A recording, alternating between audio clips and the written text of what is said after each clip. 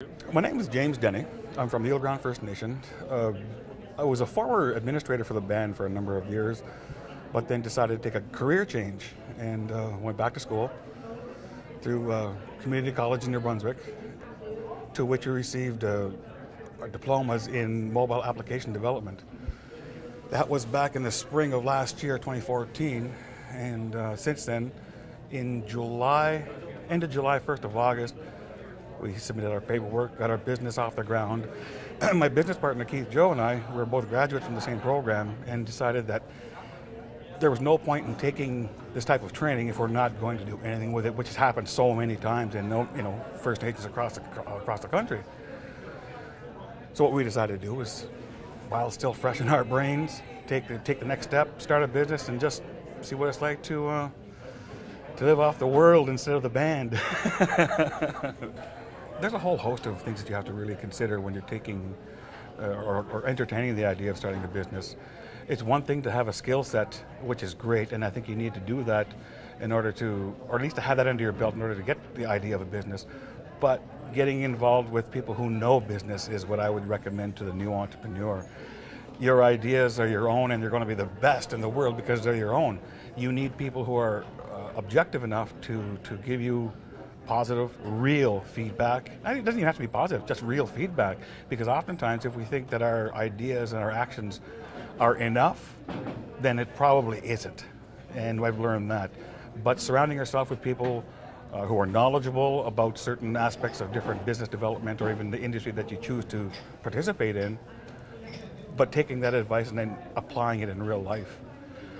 It's a daunting task, and oftentimes I find that even with information that's available, like through the different programmings that are through federal government or the provincial government or whomever, it's a lot to take in for any new entrepreneur, and you're not going to get the grasp of all of that within your first year, your first 2 years, your first 5 years even perhaps. It's a learning process, it's continuous development, and in order to do that you just have to keep going. But surrounding yourself with people that know is vital. There are days when I feel really good and I'm aware of my skills, my capacities, but then I'll meet someone that reminds me of, whoa, maybe I just didn't know enough or as much as I thought I did. And it gives you the opportunity to kind of reflect backwards and inside of your own self, say, okay, well, I'll take that bit of advice or that feedback and apply it in my own life as to how I think it's going to be the most appropriate. Fear is a natural part of doing anything that means something to you or that you want to do, and is overcoming that fear and facing any obstacles or barriers head on. It's better to get those obstacles faced at the beginning. That way you'll have an understanding if you come across it again. I found that having been an economic development officer for a number of years and trying to coach individuals in terms of entrepreneurship in that aspect, I find that a lot of people just do not have the necessary personal skills to go out and sell themselves, let alone sell their business. Because you need that. You need to have a confidence level in yourself, but at the same time you need to have support from the outside, which is outside of yourself, be it your business partner, be it your mother, be it your father, be it your spouse, whomever. And getting that consistently and having people provide you with feedback and let you know you're on the right track, or maybe you should change something here or try something different there.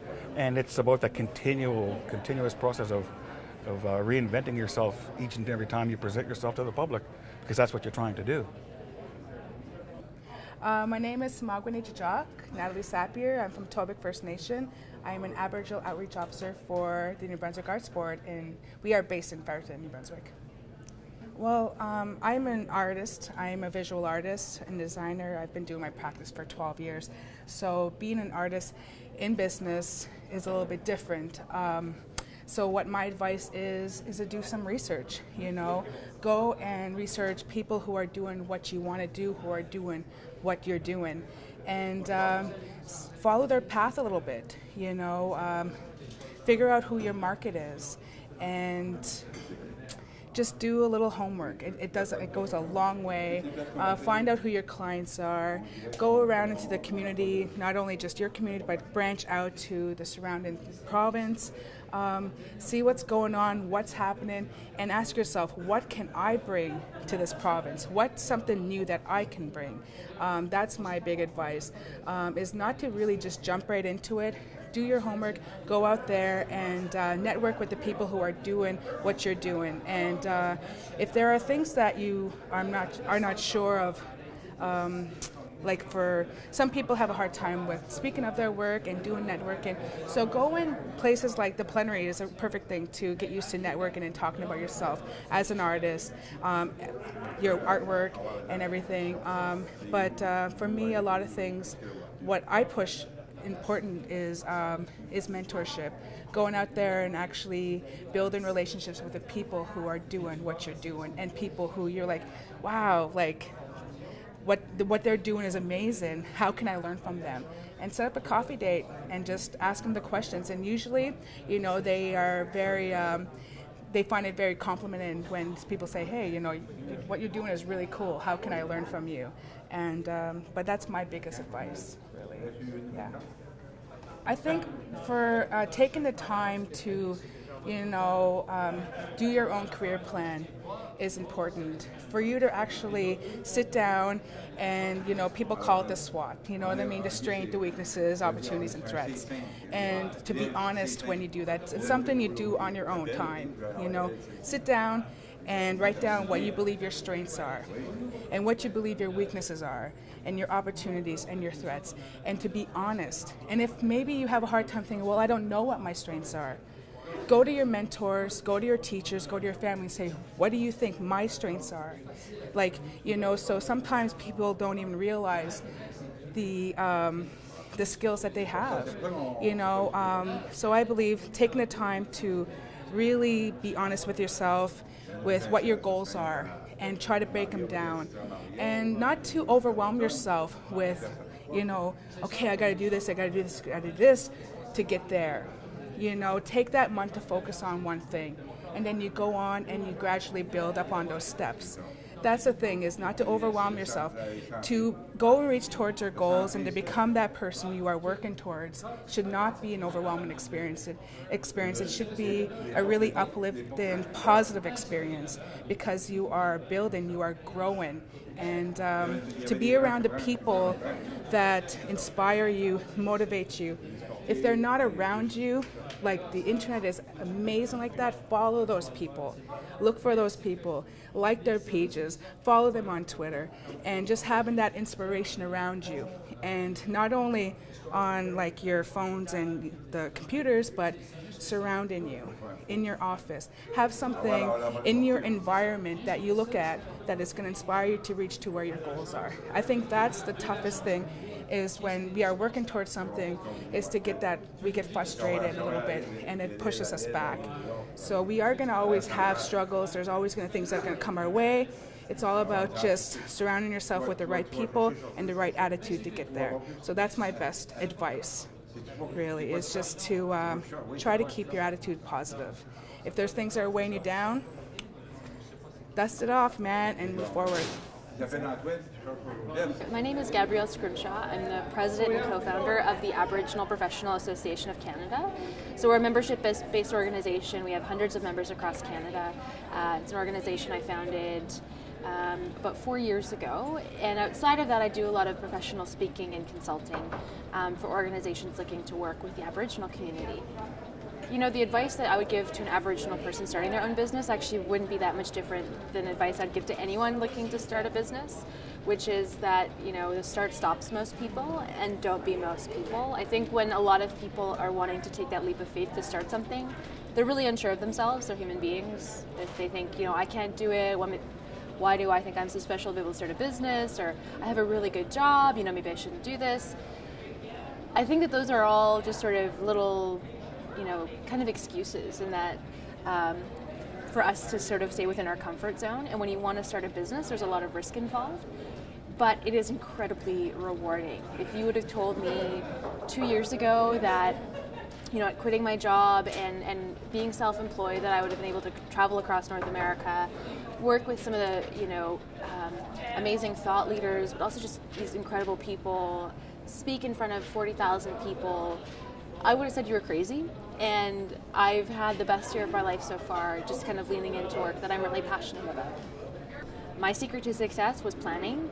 The fact that I made sure I was financially secure for a year, that I didn't have to earn any other income, for me to lean into my business and be able to risk it all, but still kind of have that cushion. So for me, planning and then being very proactive, reaching out to people to grow my business, get the ideas in front of them. That was my sort of secret to success. You're going to talk to other entrepreneurs that will say the exact opposite. You know what? You can plan all you want, but once you get in the marketplace, things are going to happen that you could have never anticipated. Your cash flow won't be there. Your customers aren't responding the way you want them to. There's some legal or regulatory, something that happens that was unexpected.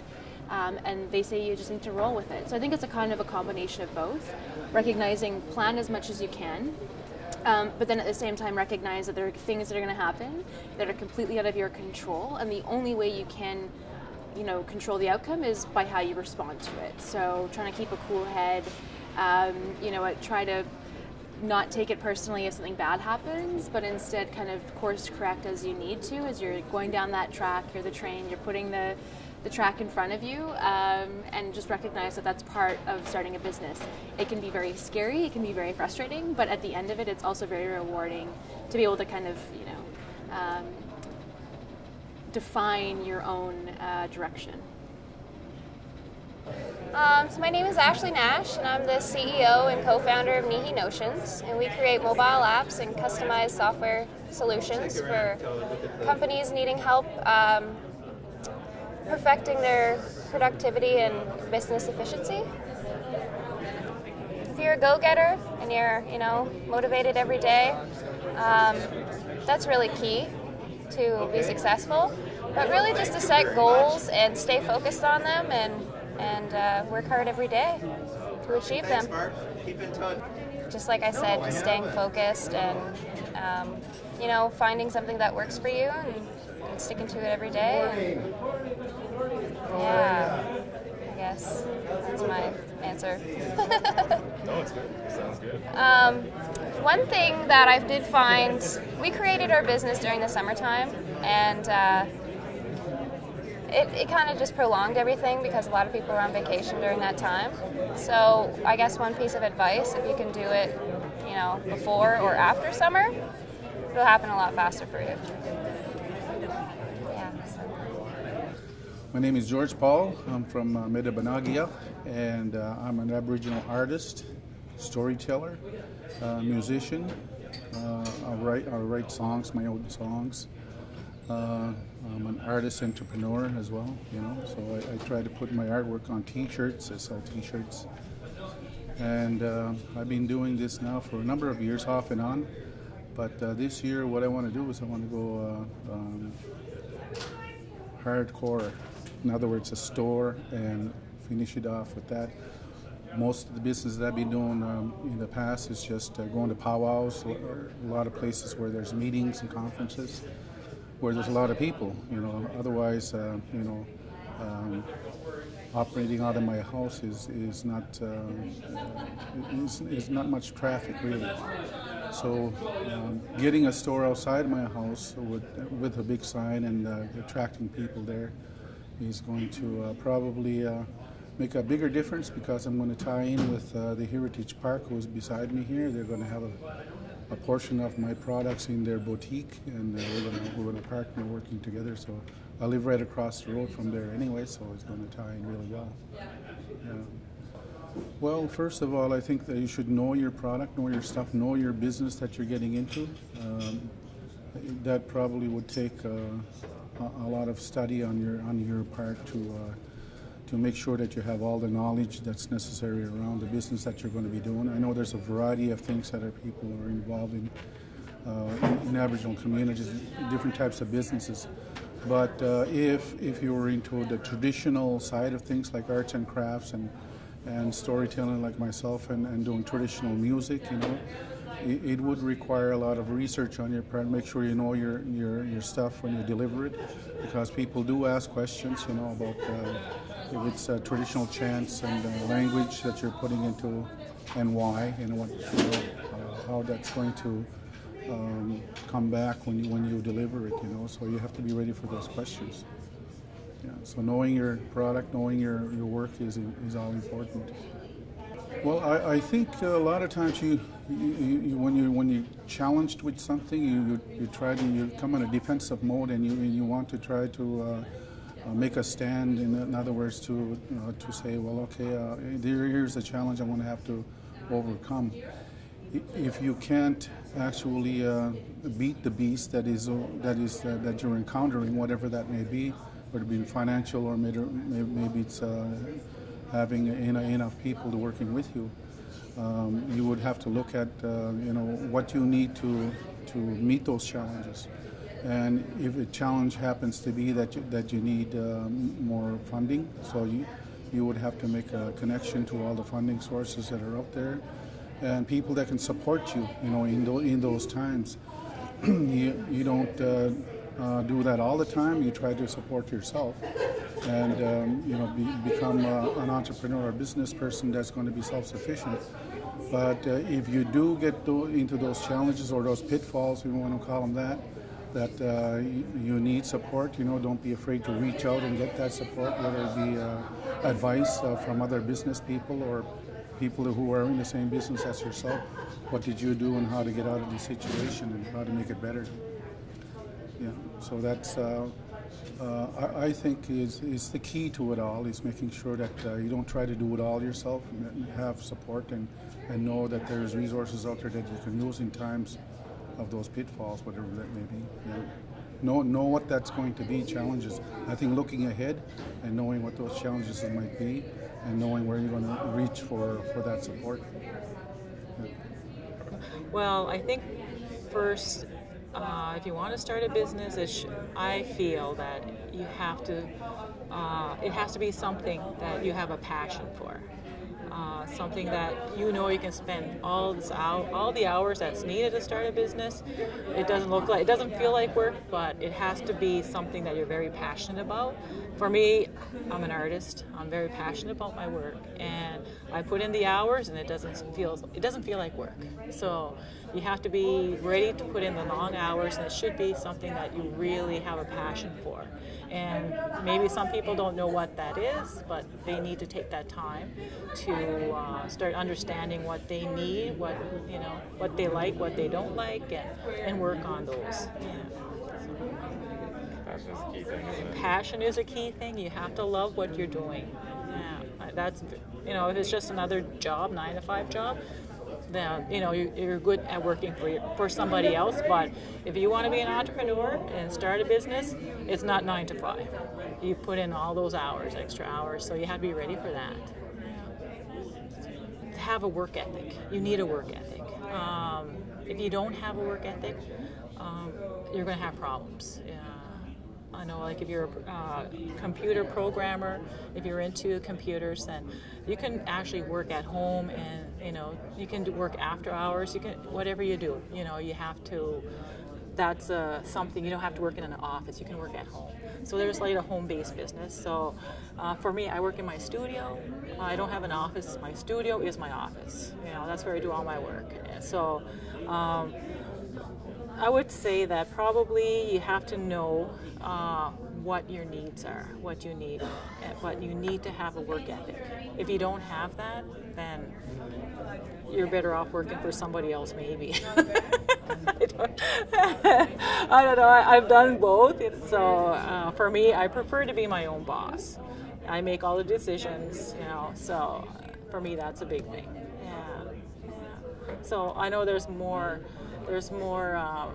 hardships going through that, because there's a lot of developing your writing skills, also understanding budgets and the money part of being able to write proposals, apply for business loans. All that takes help. Like artists, for myself, need help in that area. We're really good at creating, but those other aspects of that's where we have to go, be able to search out people who have those assets and can help us.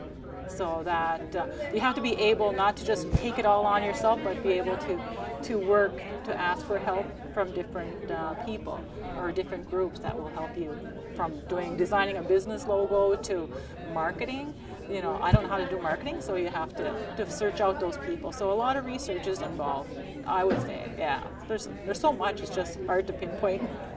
Networking really is key, isn't it? Working, yeah, it's a work ethic. You have to. Like, there's days when I don't feel like painting, but I paint every day, except for when I'm here because I didn't bring my stuff. But you have to work every day. And that's just the way it is. It's just the way how you become successful. You got to keep working, keep working, keep working. So, yeah, don't give up.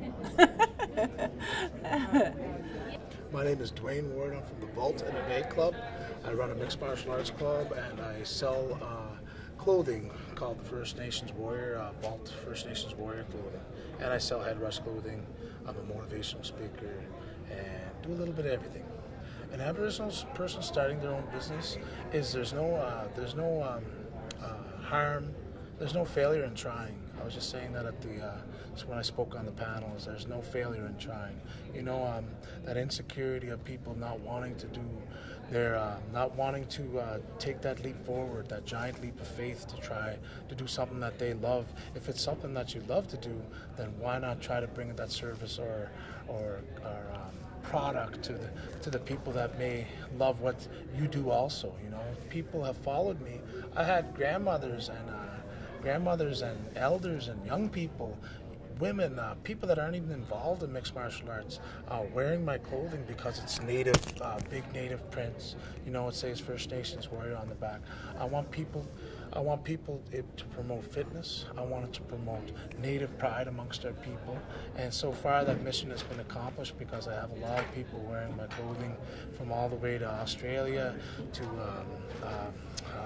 England, to Scotland, to all over the United States and Canada. You know, I'm not a big wig, but I love what I get to do, and it's all over the place, you know, and I feel very humbled and honored for that support. So any person that's starting out, don't give up, no matter how hard the road gets. You know, the road does get rough at times, and you think, you know, can I do it? I don't know if I could do it. I can't. That door closed. Everything I started from myself is out of my own pocket. People think, you know, oh, you got a grant, you did this, you did that. No, I started this from my own pocket, and I just had a lot of support, and people supported me at powwows because I follow a traditional path. People supported me with motivational speaking because I do that also. So people supported me in the fitness and the working out area because I followed that path for 27 years now. And it's like networking, but you have to also pick a product that you endorse, that you live, that you eat, sleep, and breathe. You know what I mean? You have to. You can't be sell coffee if you don't even drink coffee. You know what I mean? Me, I'm with mixed martial arts. I train it. I sparred on Saturday 6 rounds. I rolled for 2 hours in BJJ on Sunday for 2 hours. You know what I mean? So it's tough to do what I do, but I love it, and that's why I try to give it to my clothing to show people that, you know, that if I can do it and do it without funding and grants and everything, then you can do it too. I started out with a $400 order. That was my first order, you know. So, and now my clothes are everywhere, and I'm still trying to get new products out, different styles, different things. You know, it's not just tees and hoodies with me. It's sweatpants, toques, hats, rash guards, Muay Thai shorts, fighter shorts now. I may be going into boxing gloves with the Mi'kmaq Grand Council flag on them, just to get something out that's different for our people. You know what I mean? To show different products, different gear. So, don't give up. that's it. Like, there's always that picture on Facebook that I see of the two people in that tunnel, and they're both going the same area, and they're both digging with their picks, and they're going as hard as they can. And then there's the guy on the top and you see him walking away from where all the diamonds are on the other side, but he was this far away, you know what I mean, that far away. And then there's the other guy at the bottom, he's just giving it, he's just going and he's going, and he's the one that never gave up and kept on going. He's the guy that's going to reach those diamonds. And I don't mean by diamonds being rich, I mean by success to me is not being having a six cars in the driveway and many skidoos and four-wheelers and all the other things, you know. Success to me is being happy, doing what you love, being passionate about what you love, and people following your dreams, because really you're bringing them a product that people see it and they want it because you're putting your name on it, you're putting your stamp of approval, and they're seeing Buddy from their res wearing the Vault First Nations Warrior, and then there's other people wearing your stuff, and they're like, people come up to me, and I feel so, it feels so cool to see that when somebody says, finally I got my First Nations Warrior hoodie, man. I see so many people on my res rocking this stuff, you know, and I finally got my hoodie or my tee or my tank top. You know, that makes me feel proud, because I must be doing something right if those people really want my stuff bad, you know what I mean? And it's supply and demand, and I'm not so rigid with my prices, you know. They buy a few things, I can knock a few prices down, and you know, setbacks is when you first start, you don't have a big capital. You know, I myself, I can speak for myself. I didn't have a big capital like I had $2,000 to play with. No, I started out with $400, and I was scared that I was going to lose out on that investment. You know, and then I sold all my clothes with that then, and I used that money to buy more. And that's how I've been doing it. Just use money, buy more, get money, buy more, get money, buy more, and then now. Like, I like what Savvy says, that I have so much different stuff that people have so much choices now. It's not just tees and hoodies, you know, it's toques and hats and sweatpants and tank tops, cutoffs, dry fits, polyester, cotton, all these different things, you know. So, yeah, I try to do different stuff, so there's a lot of setbacks, but you got to remember to believe in yourself. Don't listen to the naysayers, the people that tell you you can't be done or you shouldn't do it or say anything like that. Don't listen to the naysayers. Just keep going, doing your own path. And I always like that saying that Arnold Schwarzenegger says, my worst fear is to be like everyone else. I don't want to be like everyone else. I don't want to be go with the flow kind of guy and always doing what everybody else does. I want to do my own thing. I can only be myself, Duane Ward, and I'm going to be a guy that's they say, wow, you know, he left a big legacy behind. And that's what I want, you know, is a big legacy behind. Not success financially. I have some of that already, you know, it helps me, but I mean, success is, he was a good guy in life. He did a good thing. His clothing was out there. People appreciated him, respected him. He went and did motivational speaking with alcohol and drugs with the kids, try to steer them in the right direction, you know, and try to steer people towards MMA to make it, you know, I don't want people fighting in the bars and at the clubs and at the res parties, you know. Come in my club, train, become a badass dude and learn to do it in the ring or a cage, you know what I mean, instead of out on the bars and being the tough street fighter. Come into where it's regulations and referees and stuff like that. And Native people are natural-born athletes anyways. We are.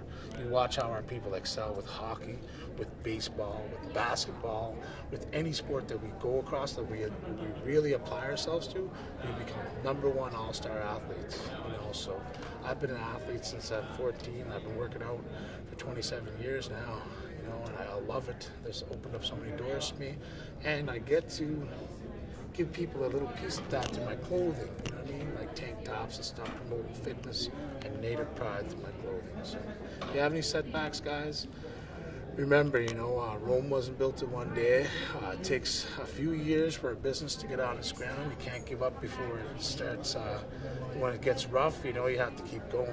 You have to keep going and pushing forward. I'm still young. I'm 41 years old. I've been doing this now for 2 years, you know, 2.5 years. And I'm amazed by the results, and I can't wait to see in 2.5 more years what it's going to be like. So don't give up.